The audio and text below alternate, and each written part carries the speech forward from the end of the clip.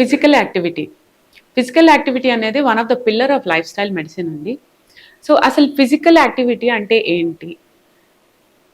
How it is different from exercise అనేది మీకు చెప్తానండి. ఫస్ట్ ఆఫ్ ఆల్ ఎనీథింగ్ అంటే మన రొటీన్‌లో ఇప్పుడు వచ్చే పేషెంట్స్ చెప్తుంటారు.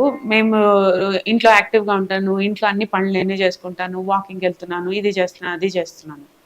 సో ఇది మీరు రెగ్యులర్‌గా చేసుకునేది ఇంట్లో అనేది ఇట్స్ ఫిజికల్ యాక్టివిటీ. కానీ మీరు ప్లాన్డ్‌గా ప్రోగ్రామ్ చేసుకొని అంటే ఒక ఉద్దేశంతో చేసేది ఎక్సర్సైజ్. సో ఈ ఫిజికల్ యాక్టివిటీకి, ఎక్సర్సైజ్‌కి ఒక డిమార్కేషన్ అనేది ఉంది.